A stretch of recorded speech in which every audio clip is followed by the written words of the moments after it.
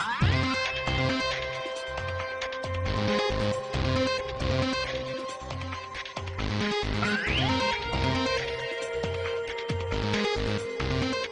right, today we're looking at the HDRXR150 from Sony. Check out this tiny little camcorder. First of all, it records in full 1920 by 1080 resolution, so it's a very high resolution for such a small little package. It actually has a built-in 120 gigabyte hard drive, which you can kind of see is this whole square section here on the side. It takes up a little more space, but that'll hold up to 50 hours of HD content. And guess what? If that's not enough, right down here, you have a card slot that will hold not only the Sony Pro Stick and Pro Stick Duo and Pro Stick Duo HG, but it will also hold an SD card. So you can do a ton of extra storage here. So not only the 120 included, but you can also do an additional 32 over here in the back. Now let's take a look at this little tiny camcorder. I want to show you first of all the lens on here. Right now it's closed. I'm going to go ahead and open it up. This is a Carl Zeiss lens on here. It's a 25x optical zoom, 300x digital zoom. It actually has a maximum aperture of 1.8, so it can actually work in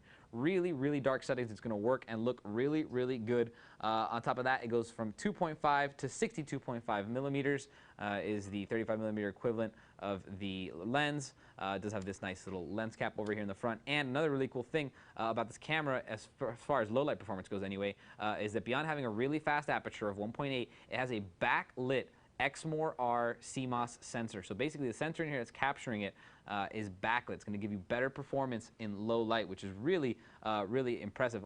Another really cool feature is the image stabilization on the camera. It has a fully active stabilization. It's actually an improvement over the previous Sony systems, which are already really good. This one works in even a better fashion. It'll actually it'll kill even more motion. So you'll see here, I'm going to point it at my face, and I'm going to keep my kind of head at the top and my chin at the bottom.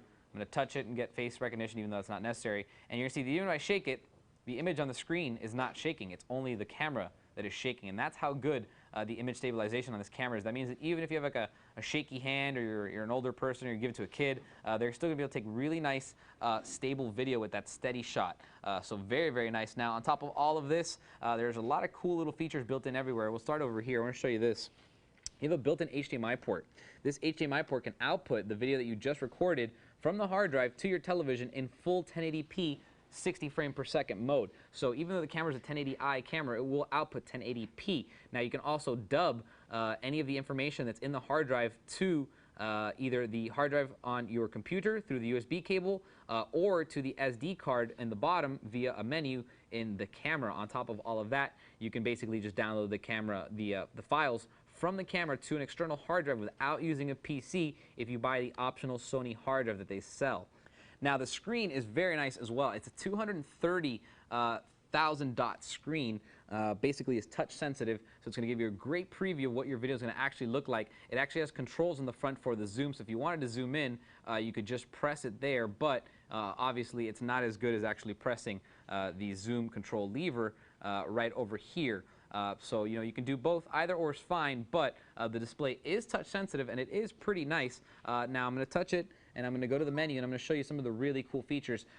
Spot metering, you can actually go to full manual and have the camera meter off of a spot. So basically it's going to expose and make sure the brightness is perfect for just one part of the frame.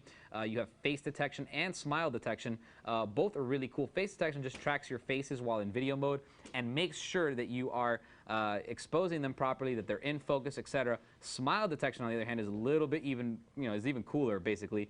It will actually take a picture, even while you're recording video in HD, whenever someone smiles. So basically, you're detecting a face, it sees a smile, it'll take a picture. Now, this thing takes 3 megapixel pictures, but it'll do it during video, which is very cool.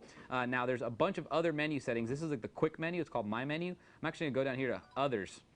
You're going to see a bunch of really cool little features.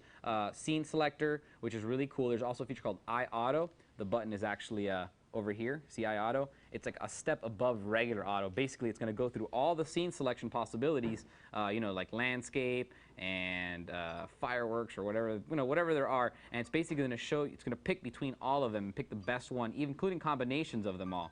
Now, what else do you have over here? You can select your white balance manually, spot meter. There's a really cool one that I'm going to show you in a second. If you want to do full manual, again, you can. You can do spot focus, exposure. You control the focus manually, but this is one of those cameras that does really good. Here's my favorite. This is slow-mo, basically. It's called Smooth Slow Record. I'm going to go ahead and kick it. You see there now it's ready to go. As soon as you push it, everything that you record is going to be in slow motion. Now, it will only record 3 seconds in slow motion, and it will replay it back over a period of 12 seconds. Another cool feature also is the ability to adapt for different conversion lenses. So if you want to put a wide-angle converter or a teleconverter, there's these different settings that are basically going to change the settings on the camera and automatically adapt to you putting a converter on it so you don't get those distorted images. That's something you're not going to find on too many other cameras, especially ones that are this small. So all in all, this is an absolutely incredible camera. It looks really, really sharp. It's very small. I mean, you really can't tell, but I mean, it's way smaller than my hand. It does take 3 megapixel stills, full 1080i, and of course it does the really cool slow motion, which is definitely my favorite feature, and that is what I will leave you with at the end of this video. You guys can check out our messing around the office with the slow-mo. If you have any questions on the camera, feel free to email me, and I'll see you guys next time.